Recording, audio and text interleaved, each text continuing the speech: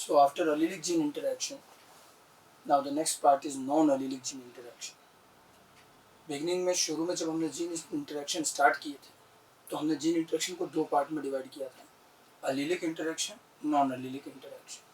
Interaction of one gene जिसको हम intragenic interaction कहते हैं, and interaction of two gene या इंटरजीनिक इंटरेक्शन. सबसे पहले हमने एलिलिक जीन इंटरेक्शन पढ़े. कुल मिलाकर 5 टाइप के एलिलिक जीन इंटरेक्शन हमने कंप्लीट किए. Incomplete dominance, codominance, multiple allele, lethal gene, split.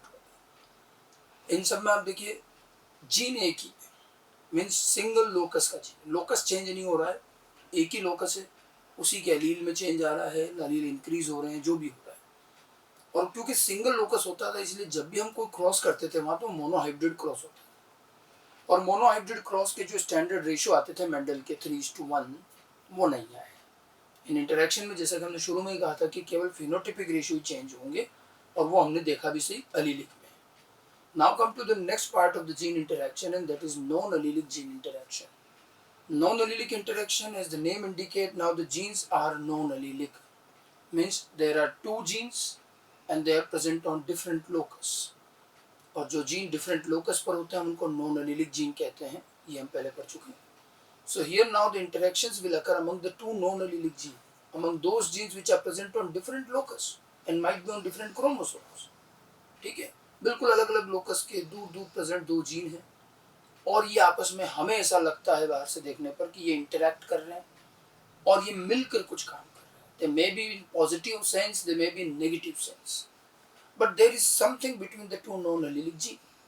अब जिस तरह का उनमें इंटरेक्शन है उसी अकॉर्डिंग उन इंटरेक्शन का नाम दिया जाता है, और उस इंटरेक्शन के रिजल्टेंट चेंज क्या आया इनहेरिटेंस में वो स्टडी किया जाता है. अब जैसे हम टू नॉन एलीलिक जीन लेंगे और यहाँ अगर हम कोई भी क्रॉस करेंगे and we are taking two non allelic gene, then obviously our cross will be dihybrid cross because it involves two different gene non allelic gene. तो यहाँ सारे क्रॉस डायहाइब्रिड होंगे, ठीक है, लेकिन मेंडल की तरह डायहाइब्रिड वाले रिजल्ट नहीं आएंगे. मेंडेलियन डायहाइब्रिड में हमें रेशियो मिला था F2 जनरेशन में 9331. अब वो 9331 यहाँ नहीं मिलेगा, और वो 9331 तो तब आता है जब कोई इंटरेक्शन नहीं होता है. यहाँ पर जो है इंटरेक्शन है, और इंटरेक्शन का इफेक्ट हमें फिनोटाइप पर दिखेगा, because interaction affects only phenotype, product level के होते हैं. अच्छा, जो इंटरेक्शन जिस तरह के हमें बाहर से दिख रहे हैं, जो होता हुआ दिख रहा है, और जब हम इसका मैकेनिज्म देखते हैं इंटरनली मेटाबॉलिक लेवल पर, तो इट इज क्वाइट डिफरेंट. और मेटाबॉलिक लेवल पर जब मैकेनिज्म में जाते हैं तो पता चलता है कि ऐसा कोई इंटरेक्शन है नहीं वास्तव, ये केवल देखने भर की बात है. रियल में हर जीन अपना अपना काम कर रहा है, लेकिन हमारी मेटाबॉलिज्म में कई बार दो जीन के वर्क आपस में कोरिलेट होते हैं, और उसी कोरिलेशन की वजह से हमें इंटरेक्शन नजर आता है. तो हम ये भी कोशिश करेंगे मैकेनिज्म लेवल पर जाने की कि भाई आखिर क्यों हो रहा है, कैसे हो रहा है. ठीक है, वैसे हमारे एनसीईआरटी सिलेबस के अकॉर्डिंग बात करें तो वहाँ उन्होंने एक भी non allelic gene interaction mention नहीं किया है. एलीलिक तो फिर भी किया है, और इसीलिए नॉन एलीलिक इंटरेक्शन वैसे होते बहुत सारे, बट हम यहाँ पर 2-3 इंटरेक्शन को ही एम्फेसिस करेंगे. ये भी वही ले रहे हैं जिन पर क्वेश्चन पिछले कुछ सालों में एआईपीएमटी में आए हैं. अदरवाइज देखने में ये देखा जा सकता है कि नॉन एलीलिक इंटरेक्शन तो गिवन ही नहीं है एनसीईआरटी में, तो भी हम ये 2-3 इंटरेक्शन जरूर पढ़ेंगे क्योंकि इन पर क्वेश्चन आते रहे हैं. तो सबसे पहला इंटरेक्शन हम इसमें लेंगे वो है कॉम्प्लीमेंट्री जीन इंटरेक्शन. अब देखिए इनके नाम ही इनकी इंटरेक्शन के अकॉर्डिंग रखे, कॉम्प्लीमेंट्री जीन इंटरेक्शन, तो देयर इज एन कॉम्प्लीमेंटेशन. ठीक है, अब इस इंटरेक्शन के कुछ बेसिक चीज पहले हम वर्बली समझ लें. कॉम्प्लीमेंट्री जीन इंटरेक्शन में सबसे बड़ी खास बात है there are two non allelic gene but they regulate one character. Two gene regulate one character, non allelic है, मिलके एक कैरेक्टर बनाते हैं. ठीक है, अब आप देखिए and both the genes are complementary of each other. दोनों एक दूसरे के कॉम्प्लीमेंट्री हैं, एक दूसरे के पूरक हैं, और एक दूसरे के बगैर काम नहीं करते. यही इस पूरे इंटरेक्शन का थीम है कि they are complementary of each other and they never work without each other. ठीक है, अब जैसे देखिए नॉर्मली हम मेंडल के पार्ट में देखते हैं there is a gene which regulate a character. एक जीन से एक कैरेक्टर बनता है. ठीक है, जीन के दो अलील होते हैं यूजुअली, डोमिनेंट अलील, रिसेसिव अलील, उसी अकॉर्डिंग कैरेक्टर का एक डोमिनेंट फॉर्म, रिसेसिव फॉर्म आ जाता है. राइट, ठीक है. अब लेकिन यहाँ पर क्या है, टू जीन और एक ही करेक्टर बना रहे हैं। उस करेक्टर का एक डोमिनेंट फॉर्म है, एक रिसेसिव फॉर्म है, लेकिन उसको बनाने वाले जीन कितने हैं? 2, और दोनों जीन के अपने अपने डोमिनेंट एलील हैं, दोनों जीन के अपने अपने रिसेसिव एलील भी, और दोनों जीन अलग अलग लोकस पर हैं, दूर दूर हैं।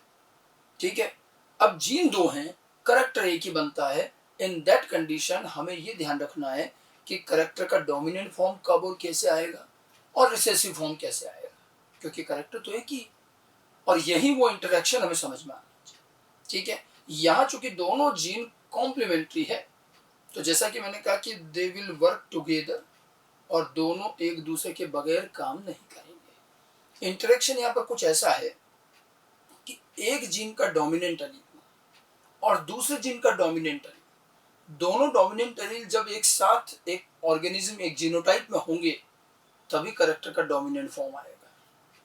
ठीक है, अदरवाइज नहीं आएगा। वैसे देखा जाए तो इंटरेक्शन एक लाइन में समझ सकते हैं।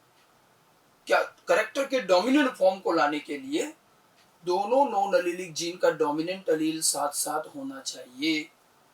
अगर सपोज एक का डोमिनेंट एलील है और दूसरे का मान लो रिसेसिव आ गया, कॉम्बिनेशन तो कुछ भी बन सकता है। तो एक का डोमिनेंट दूसरे का रिसेसिव अगर होगा तो वो एक अकेले का डोमिनेंट कुछ नहीं करता, और फिर हमें एक्सप्रेशन रिसेसिव दिखेगा। कॉम्प्लीमेंटेशन एक तरह का ऑब्लिगेटरी रिलेशनशिप है कि दो जीन, दोनों के डोमिनेंट एलील जब तक साथ रहेंगे तब तक ही करेक्टर डोमिनेंट आया करेगा। जैसे एक का डोमिनेंट और एक रिसेसिव हो गया, the character will be now become recessive. ठीक है, ये एक बेसिक सा इंटरेक्शन है। आप देखिए, इसको हम डिफाइन करें, two non allelic gene regulate one character, complementary gene interaction. पहली चीज तो ये ध्यान रखना। अब करेक्टर कैसे आएगा? To develop dominant form of character, कि करेक्टर का डोमिनेंट फॉर्म डेवलप करने के लिए dominant alleles of both the genes, dominant allele of both the genes must be present together. दोनों के डोमिनेंट एलील साथ साथ होने चाहिए इन ए जीनोटाइप, तभी करेक्टर का डोमिनेंट फॉर्म आएगा। ठीक है, absence of any ones dominant allele will produce recessive phenotype. ठीक है, अगर एक का भी डोमिनेंट एलील एब्सेंट है तो रिसेसिव फिनोटाइप आएगा। This is called complementary interaction. तो पहले हमें कंडीशन ध्यान रखनी है। ओके, अब कॉम्प्लीमेंट्री के एग्जांपल भी कई सारे मिले हैं। हम एक मोस्ट कॉमन एग्जांपल डिस्कस करेंगे, उसको एग्जांपल में अप्लाई करके देखेंगे कि इससे फर्क क्या पड़ा, how the inheritance will occur now. तो हम इसका एक एग्जांपल लेते हैं। ठीक है, इसका जो सबसे कॉमन एग्जांपल है वो है flower colour in sweet P plant. ये स्वीट पी वो वाला पी प्लांट नहीं जो मेंडल ने लिया था, मेंडल ने लिया था garden pea, pisum sativum. Sweet pea उसी फैमिली का दूसरा प्लांट है, लेथायरस ओडोरेटस कहते हैं। स्वीट पी होता है, इसके फ्लावर बड़े अट्रैक्टिव होते हैं, ये एडिबल नहीं होता।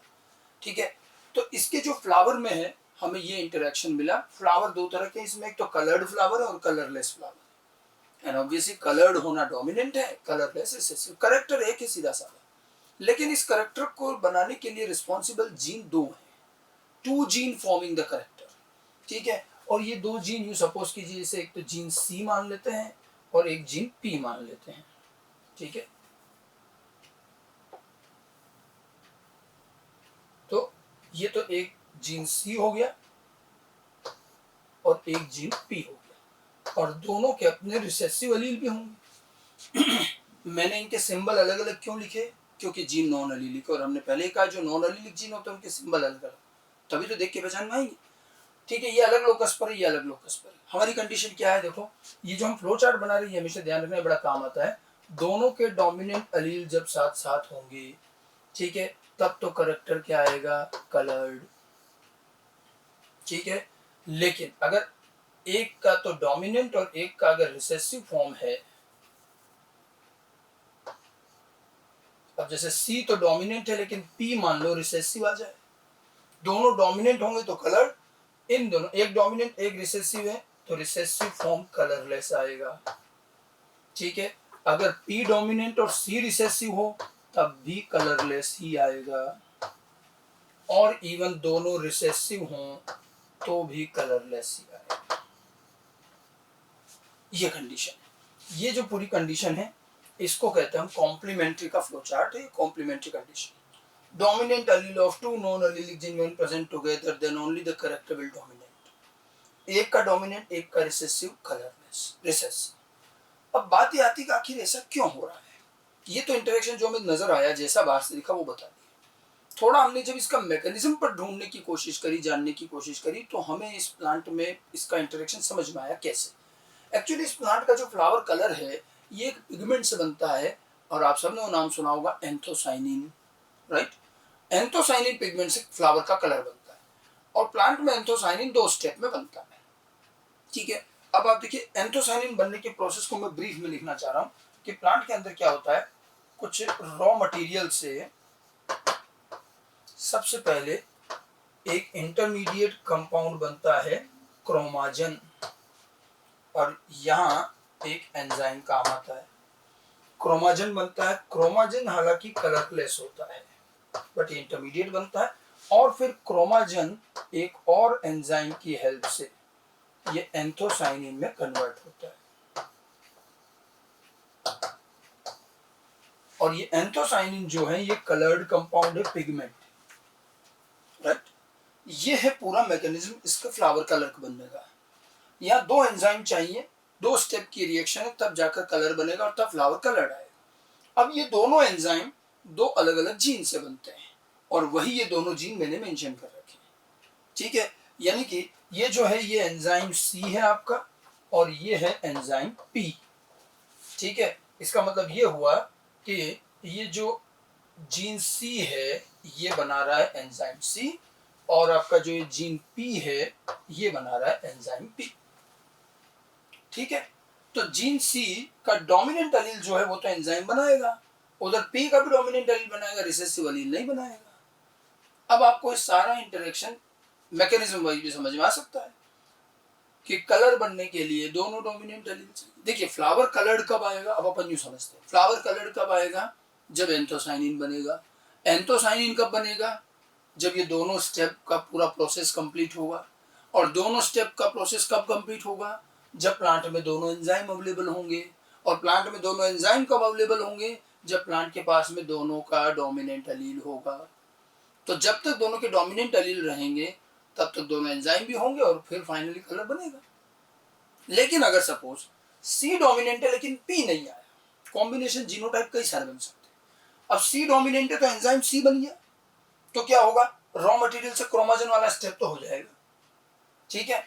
अब क्रोमाजन बन गया, उसके बाद में आप देखो पी नहीं है, पी नहीं है तो क्या होगा, एंजाइम पी नहीं बनेगा, और एंजाइम पी नहीं बनेगा तो क्या होगा, क्रोमाजन पे काम रुक गया, आगे का काम नहीं होगा। तो क्रोमाजन वैसे भी कलरलेस है, तो भी फ्लावर तो कलरलेस ही आया। तो सी के डोमिनेंट होने पर पी नहीं होने पर भी कलर नहीं बनेगा।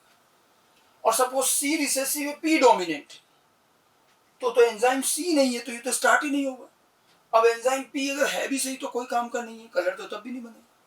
मतलब ये रिएक्शन पूरी होने के लिए दोनों एंजाइम चाहिए, और इसीलिए हमें देखने पर ऐसा लगता है कि 2 डोमिनेंट एलील जब तक साथ हैं तभी काम करेंगे, एक अकेला कुछ नहीं करता। तो कॉम्प्लीमेंट्री इंटरेक्शन कुछ इसी तरह का है कि 2 जीन हैं और बड़ी अच्छी दोस्ती होगी, दोनों साथ साथ होंगे तो ही करेक्टर बनाएंगे, नहीं तो नहीं बनाएंगे, मेड फॉर ईच अदर। लेकिन रियल में मैकेनिज्म लेवल पर हमें समझ में आता है। अब आप देखो इन दोनों जीन को तो रियल में पता भी नहीं है कि ये इंटरेक्शन कर रहे हैं। मैंने आपको इसीलिए तो कहा था कि इंटरेक्शन प्रोडक्ट लेवल पर होता है। जीन तो बेचारे अपनी अपनी जगह पर अपने अपने लोकस में बैठे, ठीक है।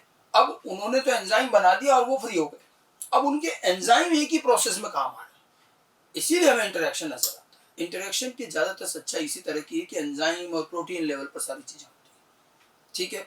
अब आप एक चीज ध्यान रखना, जब भी किसी क्वेश्चन में स्वीट पी के फ्लावर कलर पर क्वेश्चन आया तो आपको क्वेश्चन में नहीं बोला जाएगा कि कॉम्प्लीमेंट्री से करिए।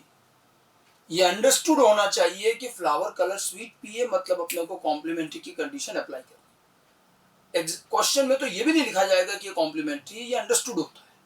ये एग्जाम्पल इसके बिल्कुल वेल सेटल्ड फिक्स एग्जाम्पल है, और क्वेश्चन सीधे आते हैं एग्जाम्पल। तो इनकी कंडीशन ध्यान रखनी है, एग्जाम्पल ध्यान रखना है, ठीक है। अब अगर हम इसको इनहेरिटेंस में यूज करें कि मान लो इसका क्रॉस किया जाए, कई बार हमें क्रॉस में भी दिया जाता है, ठीक है। तो जरा हम इसका रिजल्ट देखें, क्रॉस का रिजल्ट क्या आएगा। हम एक क्रॉस करते हैं कलर्ड और एक कलरलेस होमोजाइगस प्योर पेरेंट से शुरू करते हैं, मेंडल की तरह क्रॉस करते हैं, ठीक है। फिर देखते जरा क्या रिजल्ट आता है। सबको डाई हाइब्रिड क्रॉस आना चाहिए, चेकर बोर्ड वगैरह बनाना बताया था, वो सारी चीज काम है। अब हमने कलर्ड और कलरलेस प्लांट का क्रॉस किया है, होमोजाइगस प्योर पेरेंट ले लिया हमने, ठीक है। इससे F1 जनरेशन ये बनेगी। इतनी बात तो सबको समझ में आ रही। डाई हाइब्रिड क्रॉस में ये मान के चल रहा हूँ कि आपको आता है, नहीं तो जाके पीछे से चेक कर लो। अब मुझे पहले तो देखो इसमें बताएं कि इसका क्या फिनोटाइप आएगा F1 का, कलर्ड या कलरलेस। हमारी कंडीशन क्या है, दोनों डोमिनेंट होनी चाहिए। क्या इसमें है? बिल्कुल है, C और P है। आपको ये नहीं कहा है कि सारे डोमिनेंट होने चाहिए। एक C और एक P भी अगर डोमिनेंट है तो आपके तो एंजाइम बन जाएंगे ना, तो काम हो गया अपना। तो इसलिए ये भी कलर्ड होगा, ठीक है। फिर हम इस F1 से F2 प्रोड्यूस करेंगे, जैसे डाइहाइब्रिड क्रॉस होता है उसी तरह से आगे बढ़ेंगे। तो इसकी सेल्फिंग करेंगे, याद है क्रॉस करने का तरीका। फिर इसके गैमेट्स बनाए जाएंगे, मेल गैमेट्स, फीमेल गैमेट्स, और कितने कितने टाइप के गैमेट बनेंगे। ये रहा F1, तो इसके 4 टाइप के मेल गैमेट बनेंगे, 4 टाइप के फीमेल गैमेट, एंड 16 का चेकर बोर्ड बनेगा। Capital C, capital P, capital C, small p, then small c, capital P, small c, small p। इस तरह से ये 4 टाइप के गैमेट बन जाएंगे। सेम इसी तरह के 4 टाइप के गैमेट इधर भी बनेंगे, capital C, capital P, capital C, small p, then small c, capital P, small c, small p।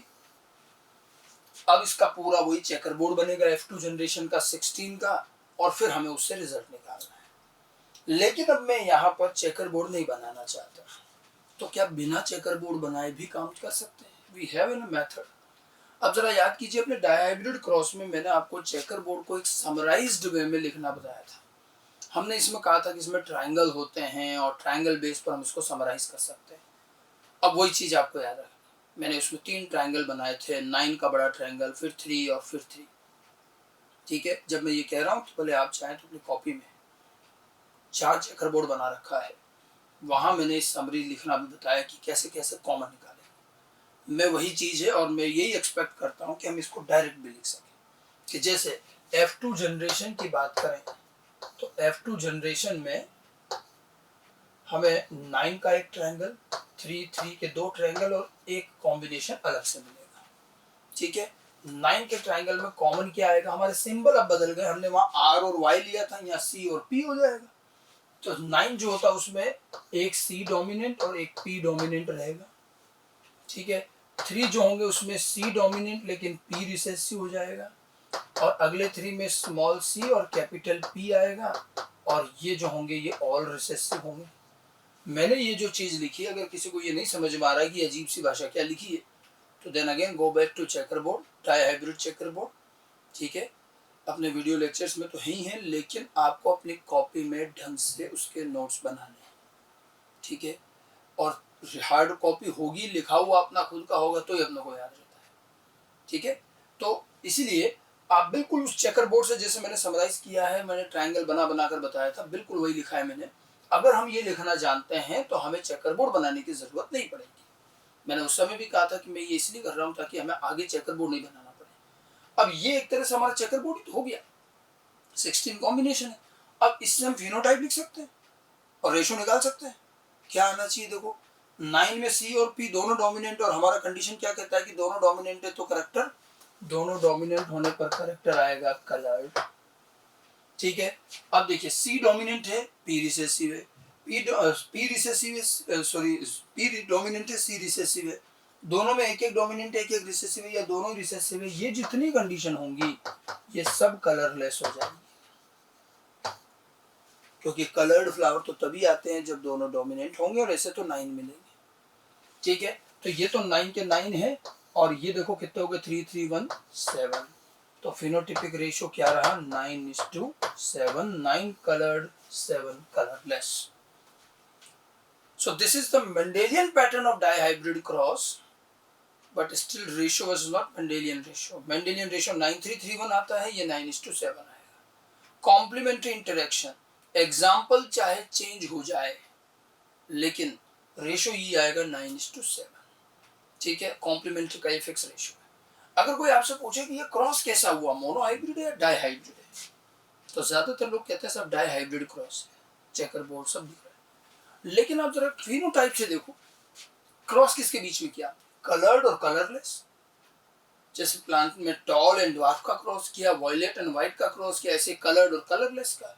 अगर आप फिनोटिपिकली देखोगे तो मोनो हाइब्रिड क्रॉस है, करेक्टर तो एक ही है, तो फिनोटिपिकली जो मोनो हाइब्रिड क्रॉस दिखता है।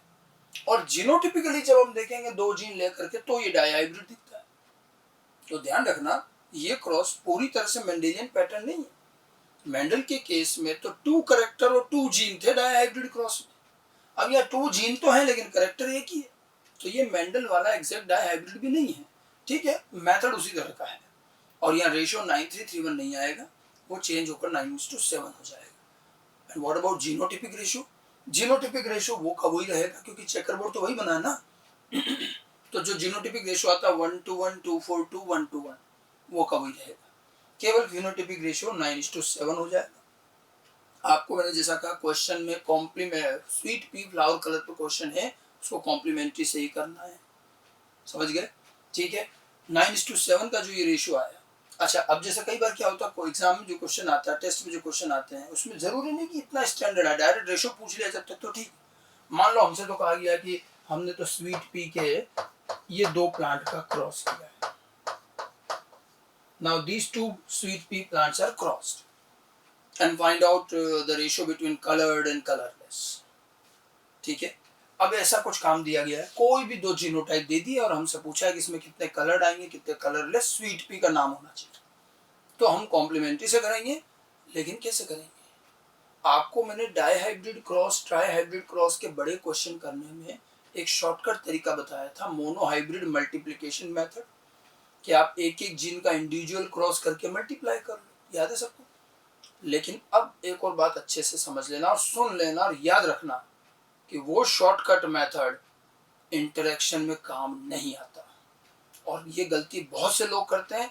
जब ये क्वेश्चन दिया जाता है तो क्या करते हैं, जीन सी का अलग क्रॉस कर लिया और जीन पी का क्रॉस करके और फिर अपन मल्टीप्लाई कर रहे हैं, कुछ नहीं आएगा। तो क्या ध्यान रखना, यहाँ फिनोटाइप एक ही है, करेक्टर एक ही है, जीन 2 हैं। वो चीज आती है जब 2 करेक्टर होते हैं और 2 जीन होते हैं, तब मल्टीपल ढंग से होगा। आपको कोई शॉर्टकट यूज नहीं करना है, अगेन आई एम रिपीटिंग। और यहाँ कोई शॉर्टकट नहीं है, गेमिट बना के करेंगे बस। अब इसके भी गेमिट बनाओ और इसके भी गेमिट बनाओ। इसके कितने गेमिट बनेंगे? नंबर ऑफ हेट्रोजाइगस देखो कितना आ रहा है। एक ही हेट्रोजाइगस से कैपिटल पी स्मॉल पी के 2 टाइप के गेमिट बनेंगे, 2⁻1। और यहाँ भी 2 टाइप के गेमिट बनेंगे, तो बकायदा small C capital P, small C small P, capital C small P and small C small P. इस तरह से 2 गेमिट इसके और 2 गेमिट इसके बनेंगे।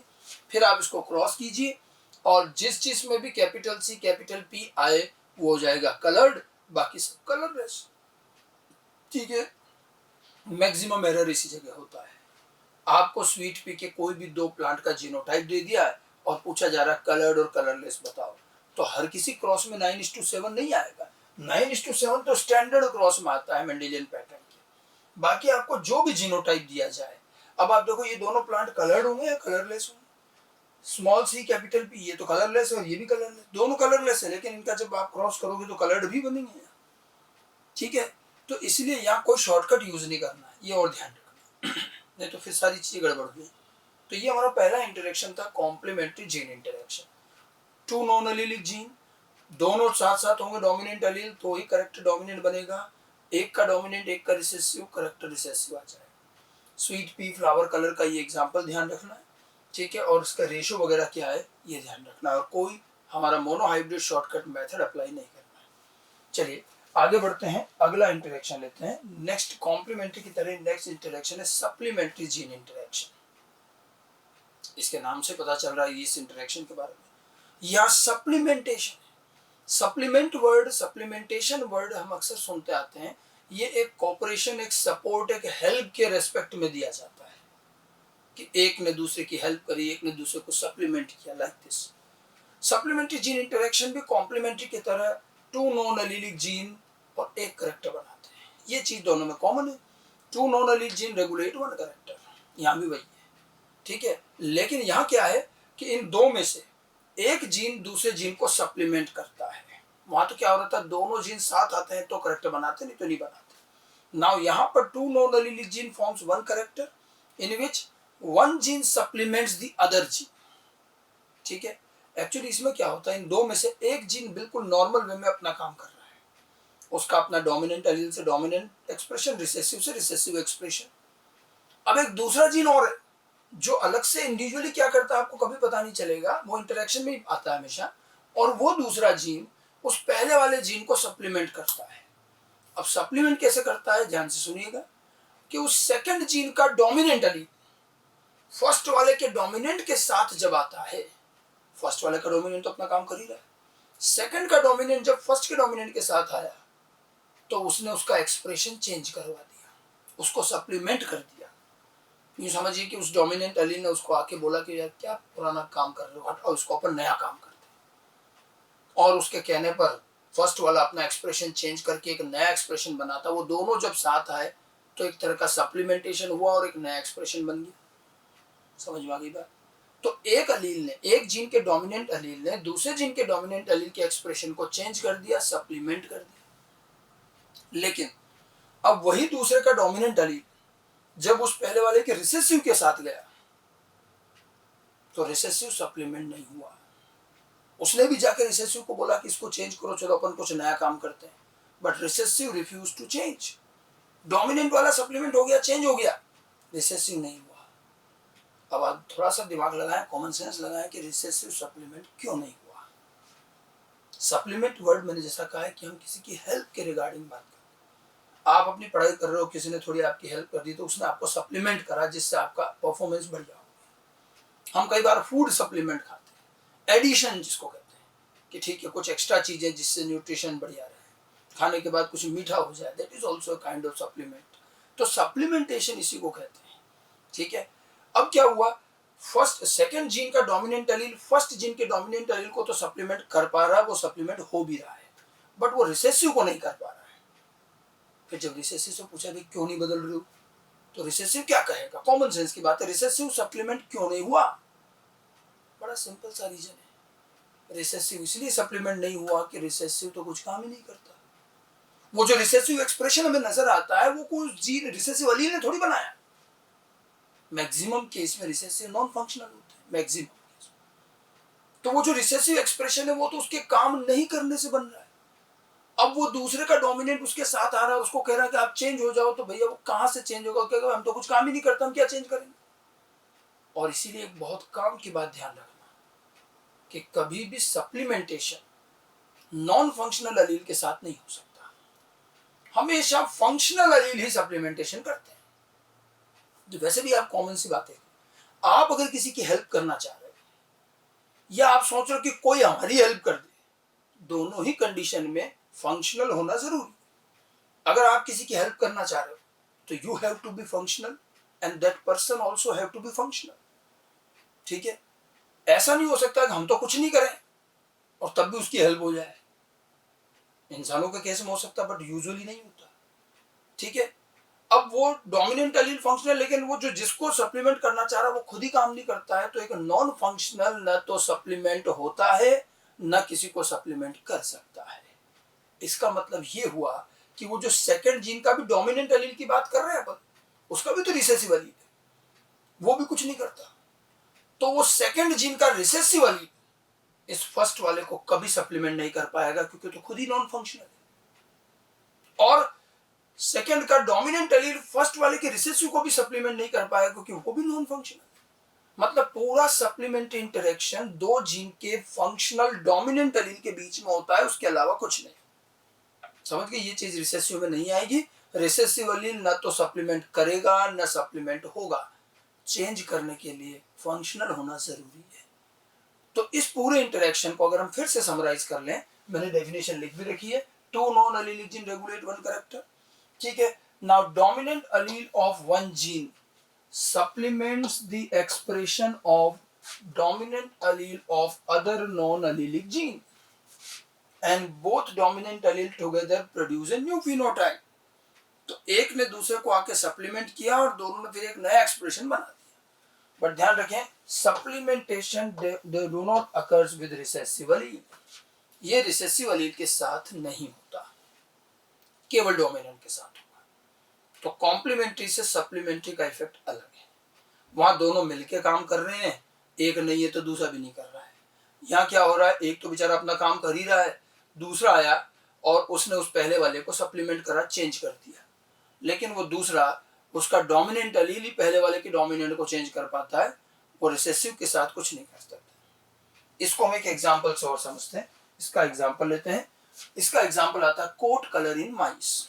इसके अंदर क्या है, देखिए एक जीन है बी जो ब्लैक कलर बनाता है, इसका बॉडी कलर कोट कलर, और स्मॉल बी कलरलेस कंडीशन है एल्बिनो। एल्बिनो का मतलब है व्हाइट कलरलेस।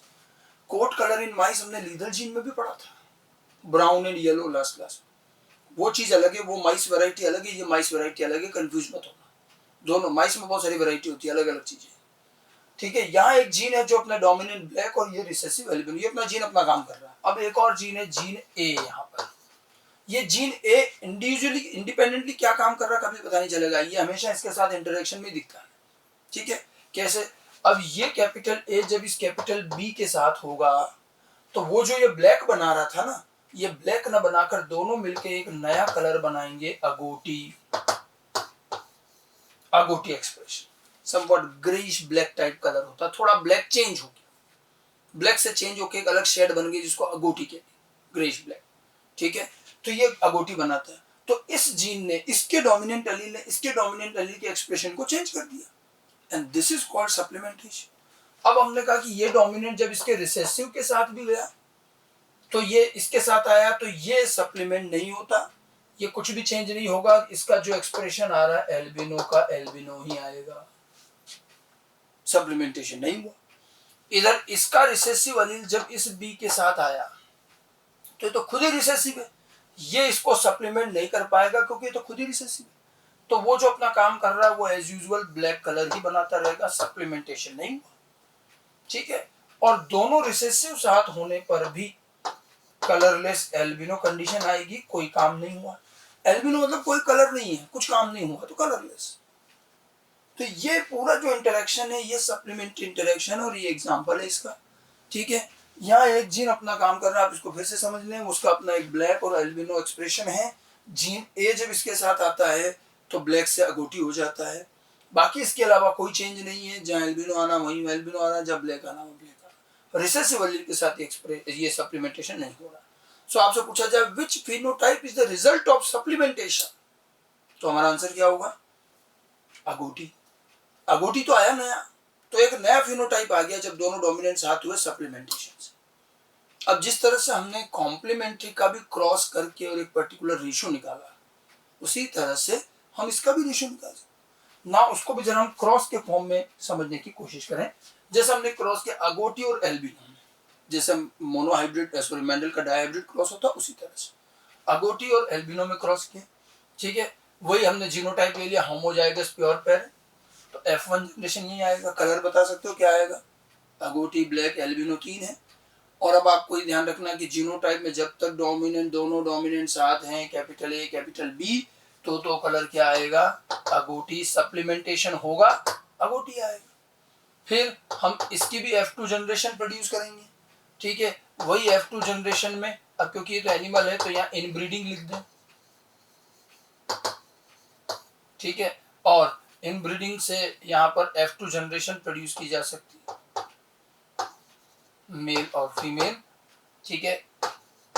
वही 4 गैमेट बनेंगे और वैसा का वैसा चेकर बोर्ड बनेगा। अब वही 4 गैमेट फिर बनेंगे एज यूजुअल, जो मैंने अभी पिछले क्रॉस में बताए थे।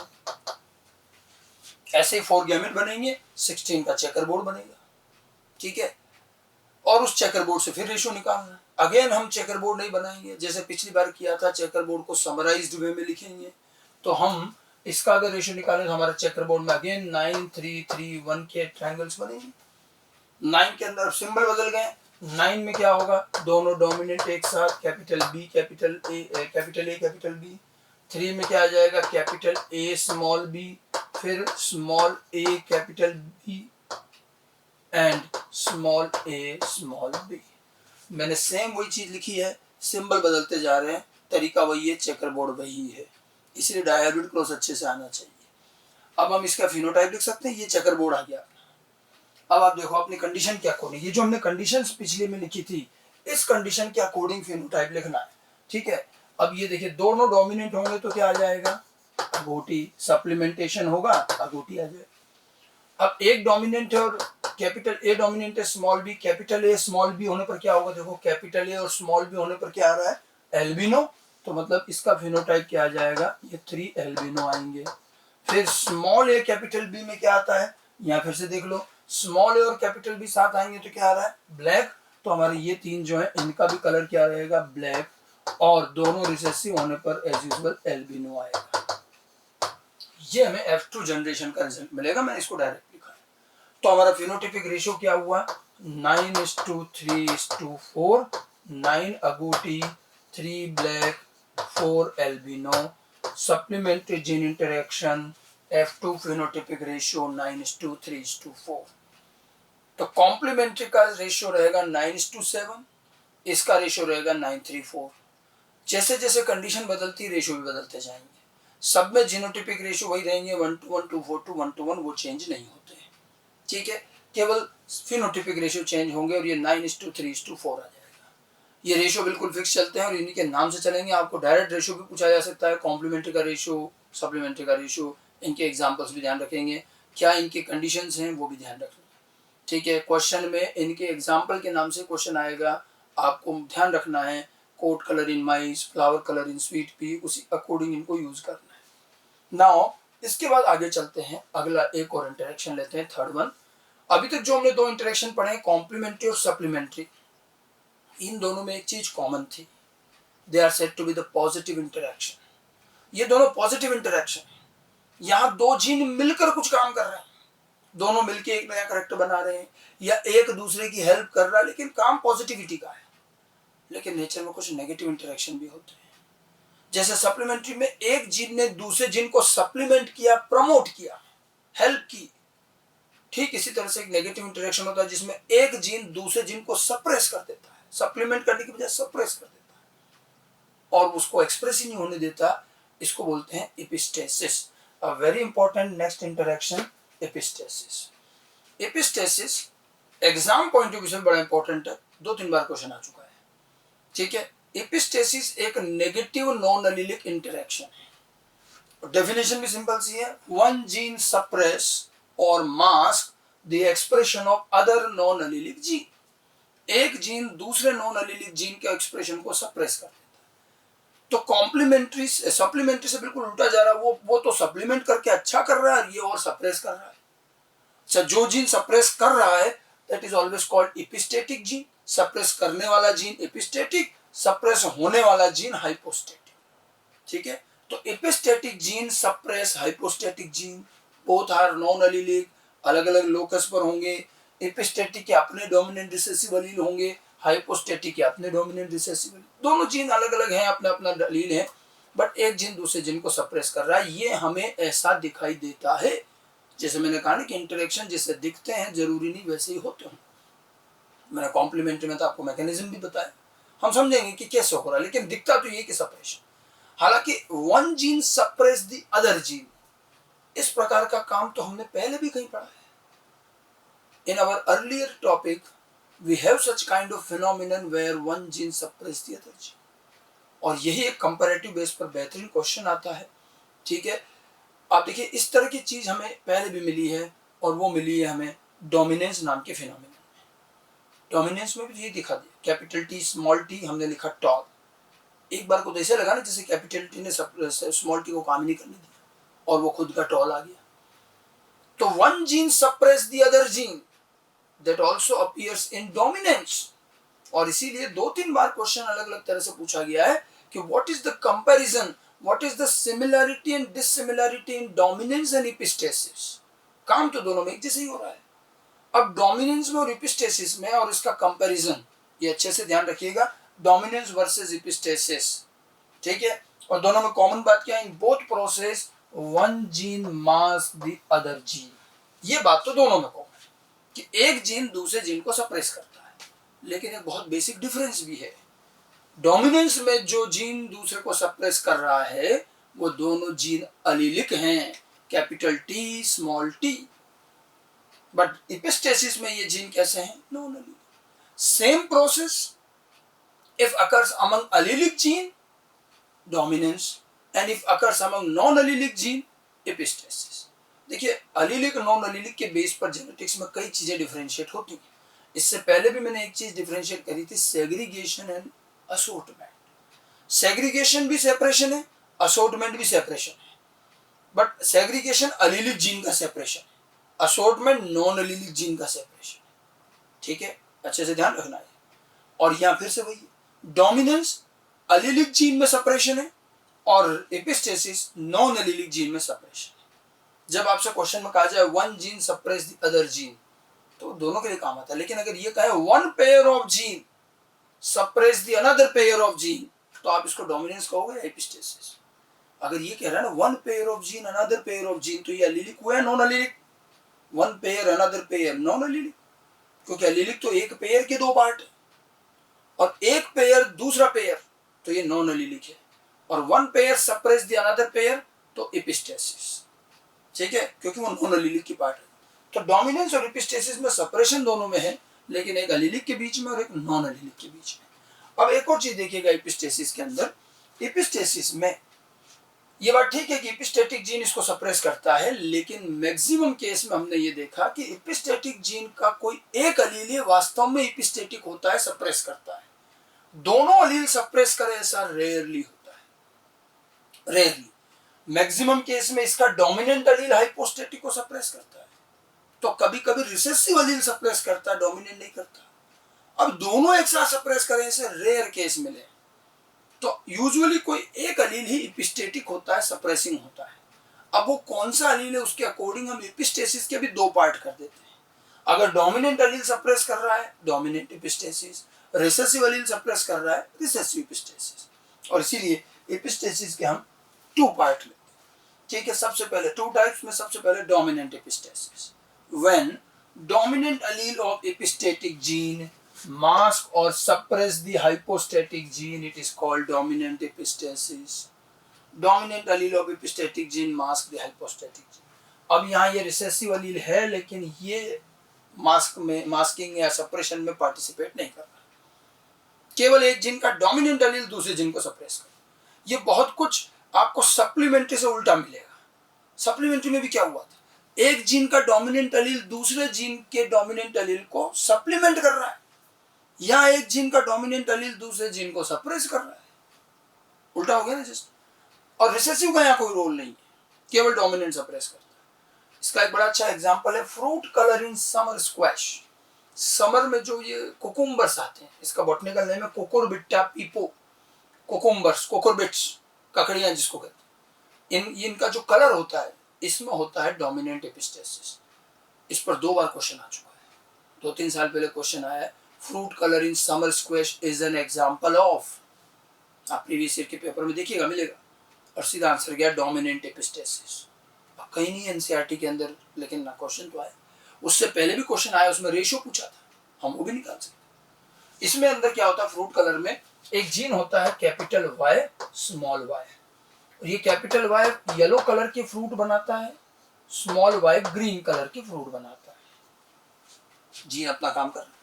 अब यहाँ एक जीन और है, जीन W कह सकते हैं, और जीन W का डोमिनेंट अलील व्हाइट कलर के फ्रूट बनाता है, ये व्हाइट कलर बनाता है। ठीक है, और ये जो W जीन है ये है एपिस्टेटिक, ये एपिस्टेटिक है।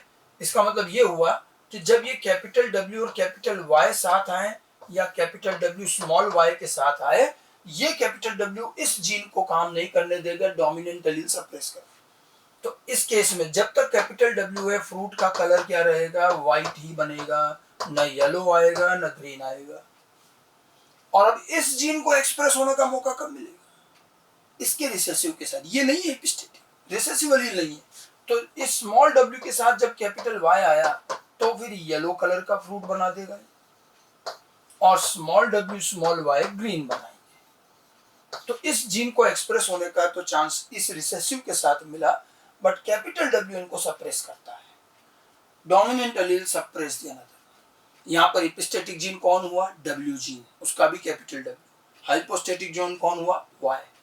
अब इसका भी हमें रेशियो आना चाहिए। इसको भी क्रॉस के पैटर्न में डाइहाइब्रिड रेशियो F2 का रेशियो, हम इसका भी क्रॉस करके देख सकते हैं। Just having a cross between a white fruit and a green fruit, capital W capital Y homo जाएगा, सॉरी मेंडल की तरह से क्रॉस स्टार्ट करेंगे हमेशा।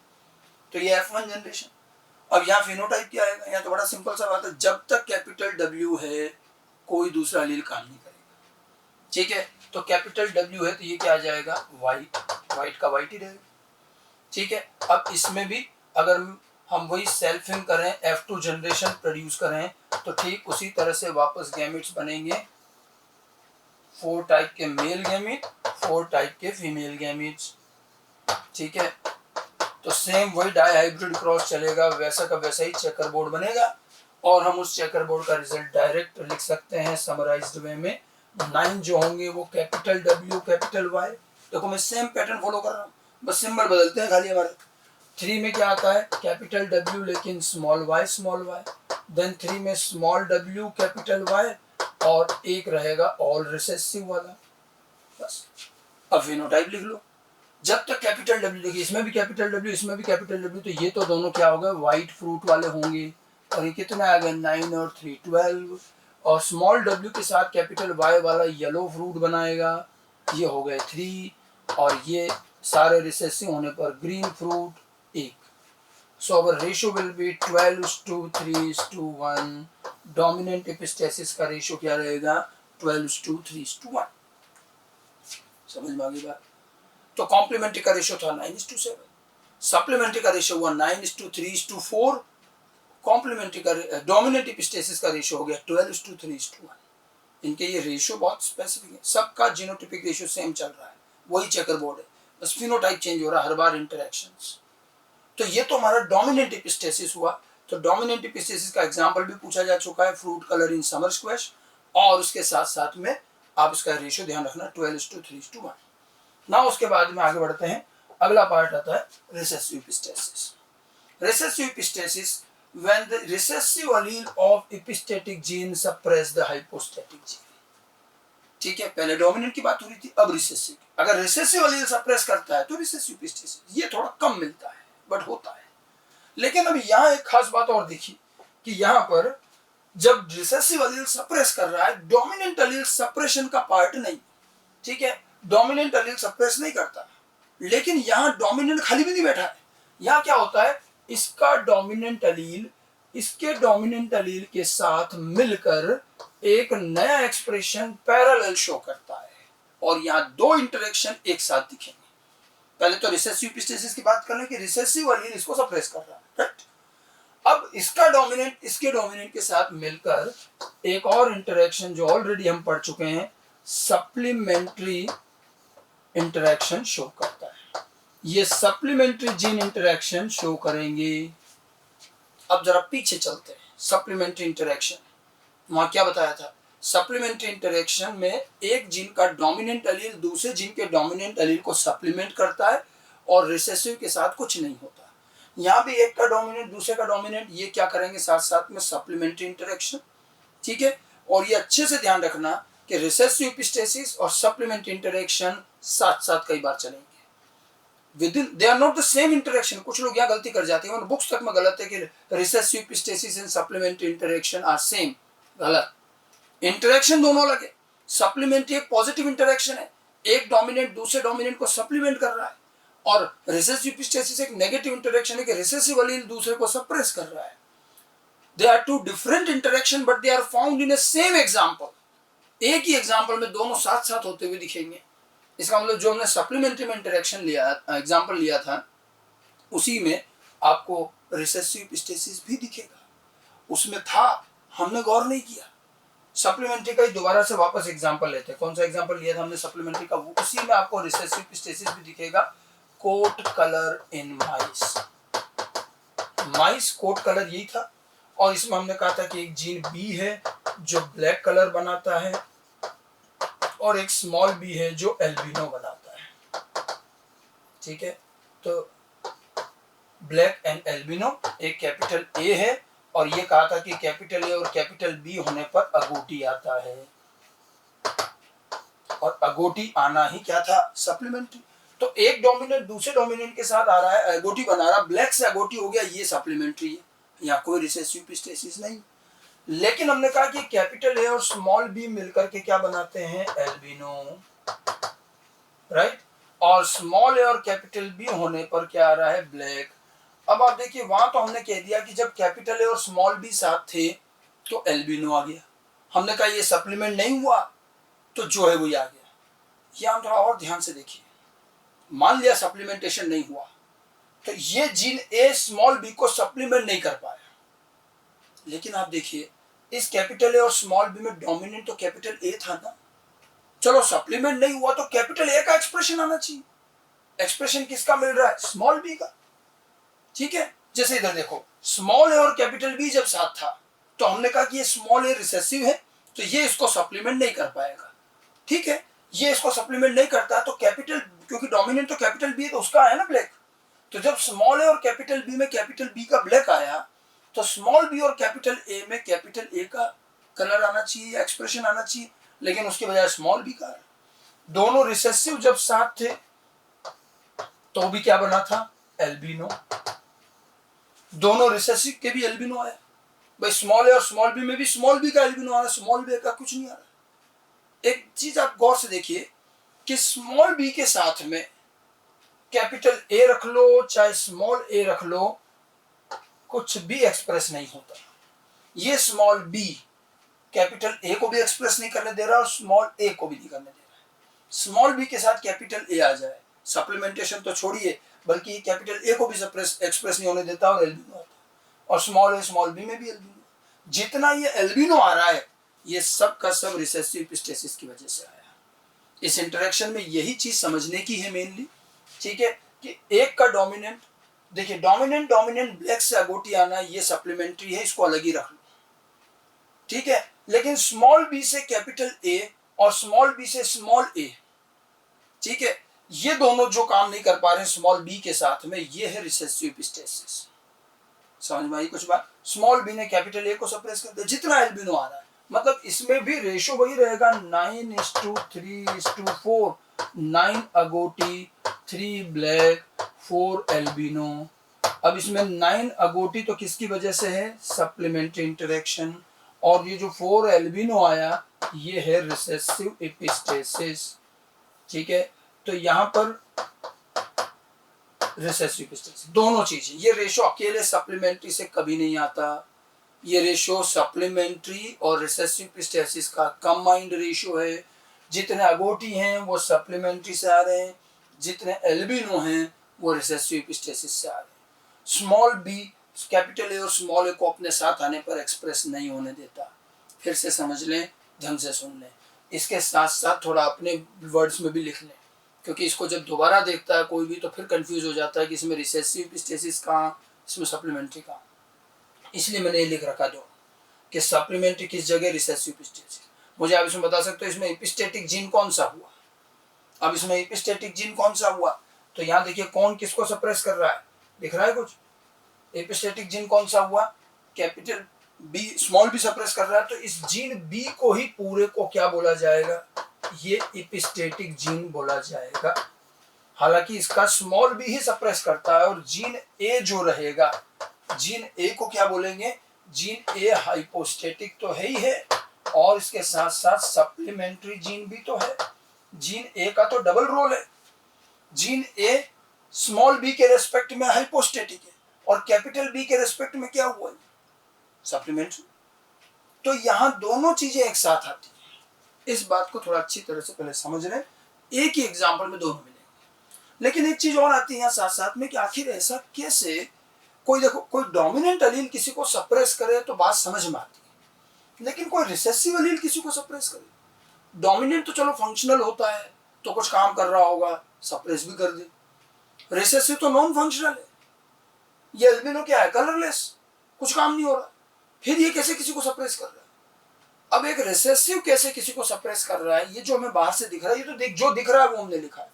थोड़ा इसका मैकेनिज्म लेते हैं तो हमें सप्लीमेंट्री और रिसेसिव एपिस्टेसिस दोनों समझना है। इसका मैकेनिज्म देखो कैसे कलर बनता है माइस के अंदर, आगे देखिए इसका मैकेनिज्म लेते हैं। इसके मैकेनिज्म में किस तरह से माइस में कलर बनता है। माइस के अंदर क्या होता है, रॉ मटेरियल है, एक जीन है जीन बी, उससे एक एंजाइम बन रहा है एंजाइम बी, और वही जीन बी था, मैंने बी इसलिए लिया क्योंकि हमारे इस पिछले में हमने ये बी जीन लिया है। तो जीन बी जो है वो एंजाइम बी बना रहा है और वो रॉ मटेरियल से ब्लैक पिगमेंट बनाता है और ये इसका बॉडी कलर है। कैपिटल बी से ब्लैक आया था, वही बताया था। तो कैपिटल बी से एंजाइम बी बनेगा और वो ब्लैक बनाता है, तो ब्लैक कलर बन चुका है एक बार को उसका, ठीक है। और इसका जो स्मॉल बी है वो कोई एंजाइम नहीं बनाता, और जब ये कोई एंजाइम नहीं बनाता तो ब्लैक नहीं बनेगा, तो कलरलेस कंडीशन क्या बनेगी, एल्बिनो बनेगी, तो ये एल्बिनो बनेगी। अब क्या हुआ, साथ में अगर जीन ए भी है तो जीन ए ने एंजाइम ए बना दिया, तो एंजाइम ए क्या करता है, इस ब्लैक कलर को थोड़ा और मॉडिफाई करके क्या कर देता है, अगोटी बना देता है। तो ब्लैक तो बन चुका था, ब्लैक को थोड़ा चेंज करके अगोटी किया, इसी को तो कहते हैं सप्लीमेंटेशन। और वो किसने किया, जीन ए ने किया, क्योंकि हमने ए इधर लिया था, बी इधर लिया था, राइट। अब आप देखो, हम कहते हैं कि जब दोनों डोमिनेंट एलील होते हैं तो सप्लीमेंटेशन होता है। समझ में आ रहा कैसे होगा, दोनों डोमिनेंट एलील हैं, इधर जीन बी और जीन ए दोनों हैं, तो दोनों एंजाइम बनेंगे, दोनों एंजाइम बनेंगे तो कलर ब्लैक बनेगा, और ब्लैक से फिर अगोटी बनेगा, फाइनल कलर क्या आएगा, अगोटी। तो दोनों डोमिनेंट होने पर अगोटी कलर आता है, और यही सप्लीमेंटेशन है, इसने इसको चेंज कर दिया, ठीक है।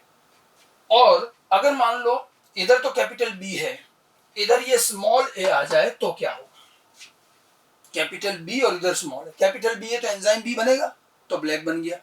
इधर स्मॉल ए आया तो एंजाइम नहीं बना, एंजाइम नहीं बनेगा तो ब्लैक का ब्लैक ही रहेगा, अगोटी नहीं बनेगा। और इसीलिए स्मॉल ए और कैपिटल बी होने पर हम ब्लैक लिखते हैं। देखो ये रहा, इधर स्मॉल ए और कैपिटल बी होने पर क्या लिखा है, ब्लैक। दोनों डोमिनेंट पर अगोटी और स्मॉल ए और कैपिटल बी पर ब्लैक आया, वही चीज यहां दिख रही। अब हम बात करते हैं रिसेसिव एपिस्टेसिस कि अगर मान लो इधर स्मॉल बी है और इधर हमारा कैपिटल ए है, स्मॉल बी है इधर कैपिटल है, इधर स्मॉल बी होगा तो एंजाइम बी नहीं बनेगा, एंजाइम बी नहीं बनेगा तो ब्लैक नहीं बनेगा, कलर बना ही नहीं। अब इधर जीन ए है, एंजाइम ए भी बनेगा, लेकिन इस एंजाइम ए का कोई इफेक्ट नहीं दिखेगा, क्योंकि जब ब्लैक ही नहीं बना तो अगोटी कहां से बन जाए, तो ब्लैक ही नहीं बना तो अगोटी भी नहीं बनेगा, और हमें कलरलेस कंडीशन क्या दिखेगी, एल्बिनो। तो जो हम बाहर से देखते हैं तो हमें क्या लगा कि स्मॉल बी ने कैपिटल ए को सप्रेस कर दिया, क्या वास्तव में सप्रेस किया, नहीं, ये सब बाहर से देखने की बात है। मैंने कहा ना, इंटरेक्शन जैसा बाहर से दिखता है और जो अंदर होता है उसमें फर्क होता है, ये इंटरनल मैकेनिज्म। कोई किसी को सप्रेस नहीं कर रहा, खाली दिखता है। ये जीन तो बेचारा काम भी कर रहा है, इसने तो एंजाइम भी बनाया, लेकिन इसके एंजाइम का कोई इफेक्ट नहीं दिखा, क्योंकि इसने काम नहीं किया। हमारे मेटाबॉलिज्म में बहुत सारी चेन रिएक्शन होती है, पहले ये होगी, उसके बाद ये, और उसके बाद ये। अगर पहली स्टेप का एंजाइम नहीं हो तो आगे के सारे एंजाइम बेकार हो जाएंगे, वही काम यहाँ हो रहा है। और हमें बाहर से देखने पर लग रहा है इस जीन ने इसको सप्रेस कर दिया, और जब दोनों रिसेसिव होंगे, स्मॉल बी और स्मॉल ए, तो कोई एंजाइम नहीं बनेगा, कोई एंजाइम नहीं बनेगा तो कलर भी नहीं बनेगा, तो अब एल्बिनो आना। तो आप देखिए, स्मॉल बी होने पर इधर का कोई मतलब नहीं, क्योंकि ब्लैक ही नहीं बनेगा, और इसीलिए हर बार एल्बिनो आता है। हमें देखने पर लगता है कि स्मॉल बी ने सप्रेस कर दिया, तो दिखाई ऐसा देता है, लेकिन रियल मैकेनिज्म कुछ इस तरह से होगा।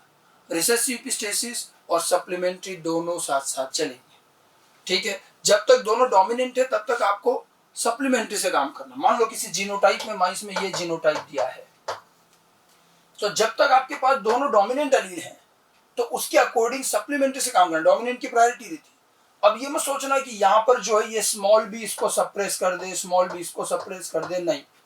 यहाँ तो दोनों डोमिनेंट है, तो ये तो क्या बनेंगे, अगोटी, ये तो अगोटी बनेगा।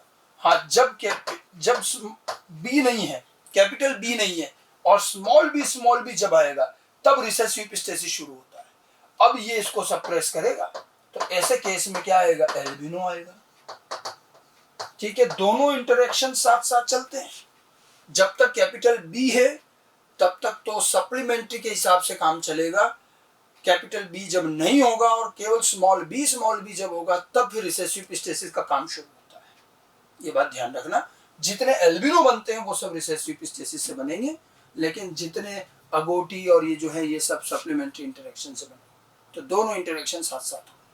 तो एपिस्टेसिस दो तरह का हो गया, डोमिनेंट एपिस्टेसिस, रिसेसिव एपिस्टेसिस, ठीक है। कुल मिलाकर मैंने आपको 4 इंटरेक्शन बता दिए। Complementary interaction, flower colour in sweet pea, ratio 9:7। Supplementary gene interaction, coat colour in mice, ratio 9:3:4। Dominant epistasis, fruit colour in summer squash, ratio 12:3:1। And recessive epistasis, just like supplementary interaction, coat colour in mice, ratio 9:3:4, ठीक है। और इनकी जो जो conditions हैं वो सारी ध्यान रखनी। नॉन एलिलिक इंटरेक्शन हालांकि होते तो और भी बहुत सारे हैं, बट ये 3 इंटरेक्शन, इनफैक्ट 4 इंटरेक्शन हैं, ये ज़रूर अच्छे से ध्यान रखें।